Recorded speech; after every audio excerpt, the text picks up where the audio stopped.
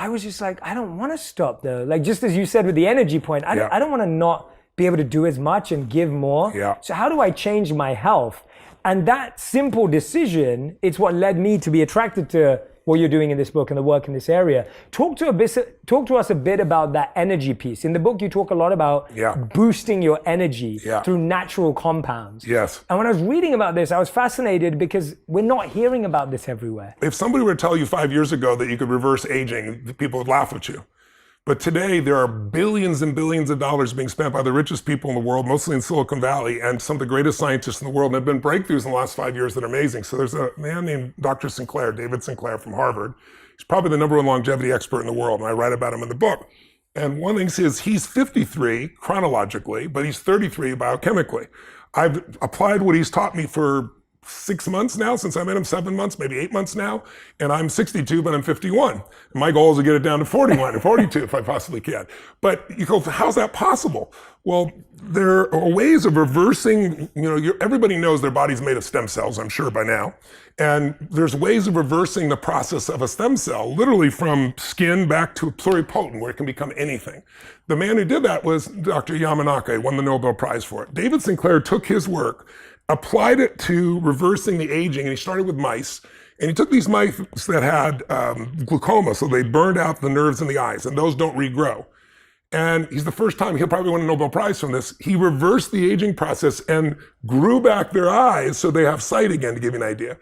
They're using gene therapy. There's a young man that I interviewed in the book there who was on America's Got Talent, who was blind, who now can see by this gene therapies. These are the types of things that just sound like magic. The book is filled with things where I interviewed 150 of the smartest scientists, Nobel laureates, regenerative doctors and scientists to show you what's happening right now that you might think would happen 20 or 30 years from now. It sounds like magic, or within 36 months. That's what it's all really based on. But here's what I want your audience to understand around energy. So everybody's heard of the genome or their DNA, right? You can think of the genome as being like the piano keys, but the music is played by a player, which is the epigenome. Epi means above. And the epigenome is affected by your diet, your exercise, how much exposure to radiation, etc. Well, most people have heard that. But the epigenome really is governed by 7 master genes. They're called sirtuins. Now, your audience doesn't have to remember all these names, but just stay with me. Just think there's 7 master genes that do 3 or 4 things that are critical. First, they turn on and off the different genes in your body. That's the epigenome. And if you turn on the wrong ones, you age too soon, or your energy drops. So when this is fully fueled, when those sirtuins are doing their job, everything happens in the right way. Second thing they do is they reduce your inflammation, which is the basis of most breakdown in the body. Third thing they do, which is critical, is they help your mitochondria, which is the energy force inside every cell in your body, convert food into energy, into ATP. It's pretty important. And then they have a separate task, that is they clean up your DNA.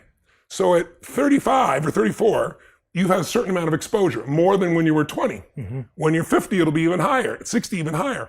Well, around 40, your stem cells drop off the cliff. Around 50, the sirtuins, the fuel of those sirtuins drops off the cliff. And that's called NAD, which I'm sure some of your people have heard about, you may have even spoken about. And you can do NAD as an IV. It doesn't absorb a lot though. NAD though has a precursor called NMN, like never mother never. I'm sure you've heard of it. And so I've known about that. And so, but I didn't understand that if you don't have enough NAD and NMN, then the body has to decide between, do I help the body turn on epigenome? Do I help it reduce inflammation? Because there's only so much. Do I really help it create enough energy in the cell, or do I clean up the DNA? So imagine you have a mansion and you have a young staff and your house looks perfect all the time because they're young and bright and they're on top of things, break down, no one notices, they clean it up. But as they get older and slower, and then there's less resources, NAD, now the mansion starts to break down. That's aging.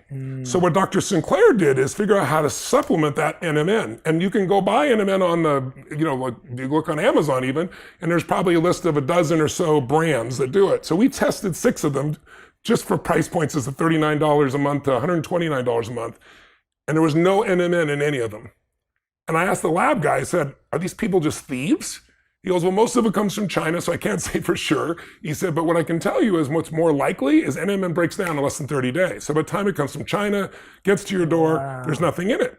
So they built a more stable NMN, which we have and use, but there's something coming on what your audience know about. That'll shut up. I've talked about this a long time. No, this is amazing. This is fascinating. Yeah. So there's a company called Microbiotech and Eden Rock, this merger of these two companies.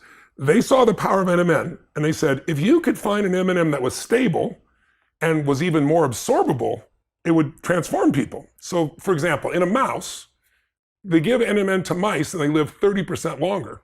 So not all mice studies transfer to humans. They take an old mouse, like a 70-year-old person would be like a 20-month-old mouse, okay? So that's an old mouse. And they put them on a treadmill, and the most they can run without collapsing is about 1/4 of a kilometer. A young dynamic mouse, like a 21-year-old, can run 4 times that, a full kilometer. Wow. 14 days on NMN, and the old mouse, the 70-year-old mouse, will run 2 to 3 kilometers, 200 to 300% more. So again, I read about this and I was like, well, will that really transfer to humans? Yeah. So this has been the breakthrough. It only happened a few months ago, right before I published the book. The Special Forces in Boston for 2 years has been doing a private study that's been top secret about using this new form of NMN. It's called MIB 626. And it'll be available in 18 to 24 months. Wow. But it got out because the commander, they just finished the 2-year study. First year was safety, second year was efficacy. And the commander was debriefing his team and didn't realize there was a newspaper person in the room. So part of it got out. It was in the Daily Mail a couple weeks ago also. And they only know a part of it. And I can't tell you the things. I'm an investor in the company. I can't tell you what's not public, but I'll tell you what's public. What the commander said was, here's what I can tell you, gentlemen. What happens with mice happens with the most powerful men and women in the world. Meaning the most conditioned men in the world saw massive increases in endurance, just from taking this M&N, massive increase in muscle strength without any more stimulation, and most importantly, increased cognitive ability, which when you're a soldier, what's going to get you to stay alive when you're exhausted or beat up or injured or complete the mission is going to be your brain. So they're now doing studies on COVID with it. They're doing studies with groups of 40 to 60-year-olds that are just unconditioned, and they're seeing the same result. So in 18 to 24 months, the FDA will have, this will not be a nutraceutical. This will be something, go to your doctor, and imagine you get something that is natural, but you put it in your body, and now all 4 of those things I told you about are going full tilt. Now you're turned on and off the right genes. Now inflammation's coming down. You got more energy at a cellular level, and your DNA is being cleaned up.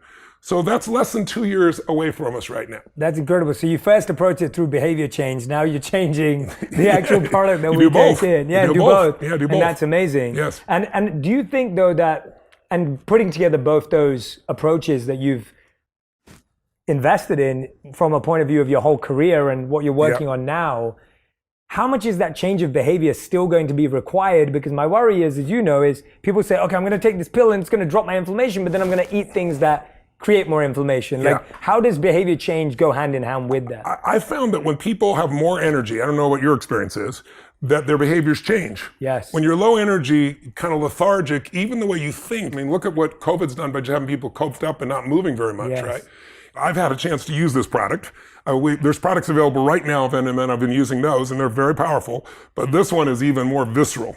I mean, you feel like you're ready to buzz around. I cannot wait. It's like, it blows my mind what it does, right? So I think when people feel like that, my experience is they tend to develop different patterns. Mm-hmm. It's just like if you've ever gone on a cleanse, even for a short time, your palate changes. Mm-hmm. And all of a sudden, you don't like the things that you once liked. Mm-hmm. So my hope is for people there, but I don't just rely on that, as you know, because I teach people all the other ways to shift their life. But I think it's important to know that there are some tools available right now and some coming very quickly that will radically change the value of your health. And also, regardless of your age, it's the whole idea is like to be able to take, as you get older, to stay younger physiologically and psychologically and emotionally, incredibly priceless. Biggest drug. It's not cocaine, it's not heroin, it's fame. Anything you want, everything you want, it's a thing. And if you can't handle this thing, the consequences attached are severe. Do you know you, and are you okay with you? If you are not, it'll break you. What were the shifts that needed to take place in order for you to go from being complacent to being one of the hardest working people who's committed to something? I'm big on just like logic, right? And there's this like moment that I had where I just kept saying, why not? Like, why, right? And Russell Westbrook is a good friend of mine. I tease him all the time because the one saying that he has that I wish I would have had, or I wish I I got to first is why not, right? And it's so genius. It's so genius. It's so simple, but yet so profound. You don't just have to have one job. And working any job, and whether that job is a 9 to 5 or whether it's a, half a day, full day, whatever it is, you don't just have to do one thing. You can do a lot of different things. But there's this weird mindset that a lot of people have that you can only do one thing. And when I realized I don't have to just do one thing, I can do a lot of different things.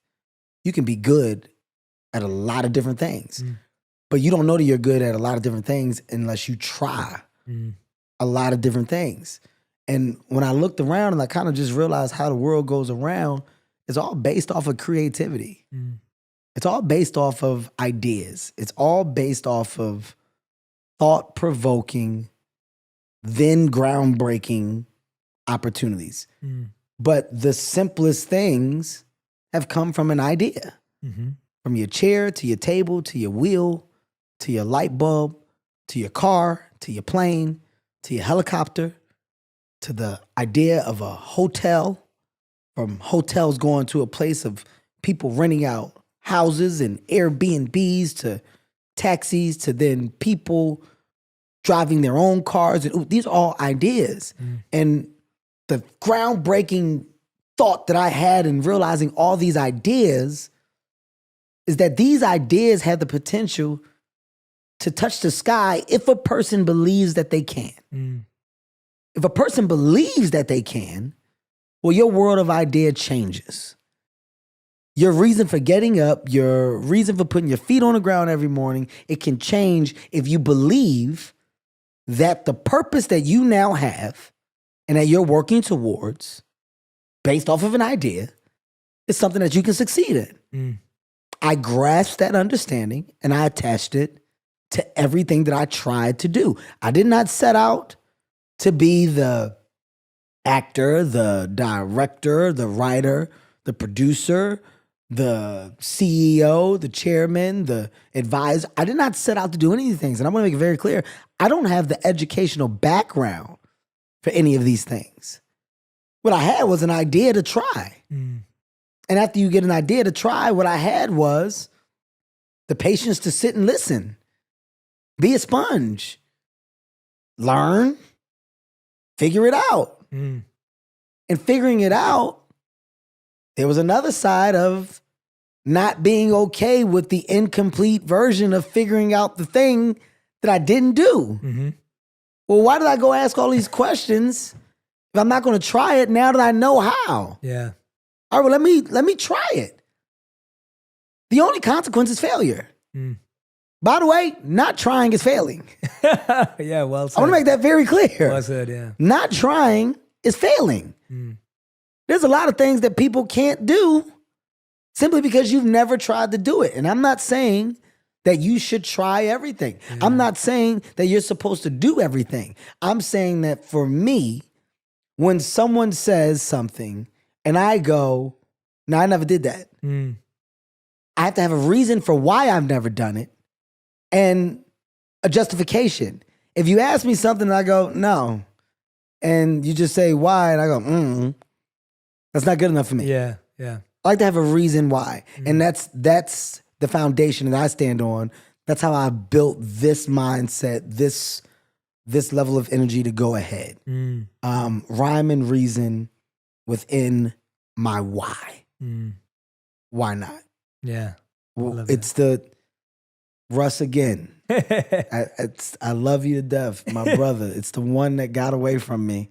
And you're a genius for saying it because it's so simple, but yet so profound. Yeah. So everything that I'm doing or that I'm attempting to do is because I started so much and I'm just trying to finish it. Yeah. And I like the fact that I'm 43 and I still got energy behind what it is that I'm trying to do. Yeah. It sounds like it's like where you're going is not as important as who you're growing into for that direction. Oh my God. Like the person that you're evolving into, the things you have to learn, the things you have to be surrounded by. And I think that's the part that I get excited about. It's like, yeah, like you said, whether you get there, whatever there is or not, And it's not just the journey and the destination, because I think that's the old cliche. But what I'm really hearing from you is the person you grow into, the people you surround yourself by in order to reach this big goal that is so fulfilling. And that pursuit is worthy, right? The pursuit is the happiness. It's everything. Yeah. Jay, I've said this before, and you'll hear so many people say it that come from where I've come from, the bottom, or what's considered to be the bottom. We are not stereotypically supposed to be in the rooms that we're in. And when we say that, there's a level of comfort, right? We're not supposed to be in these rooms. And it's kind of cliche when you say it. When you start to get in these rooms, you go, wow, why are we not supposed to be in these rooms, right? Like it's so amazing when you get to the other side, you see the other side, and you look back and you just look at what you've grown from. The conversations that I'm able to have, the knowledge that I'm able to speak with, and the understanding. I understand, not because I'm a trained machine and I spent all of this time prepping for, and you know, this is what the idea of education was all based off of. No. The idea of discovery enhanced the muscle that made me want for so much more information in the space of life that I chose to love. So in entertainment and business, the level of failures that I have had, that I'm still having in some regard, the world of fixing, cleaning up, making better, understanding, growing, relationships, building, there is nothing more intriguing to me than being able to turn around and look at Kevin at the age 22 and then looking at Kevin at the age 43. This was not the plan. What are you talking? Every day is a new day, and every day I found another thing to be excited about. Every day I found another goal that I decided to attach to my tree. And that tree got so many branches on it right now. And so many people say you're doing so much, or why do you do so much? How do you do so much? What's the end game? What's the goal? The game is being in the game, right? Like it's being in the game. The foundation that I'm trying my best to create, I hope and pray that with these 4 kids that I have, that they look at it, that they see, that they understand, we just got a shot at something different. We got a shot at generational wealth. We got a shot at changing the quote unquote trajectory within our culture of opportunity. We got a shot to make this normal. Once again, I'm looking past me. I'm looking at the bigger piece to the plan.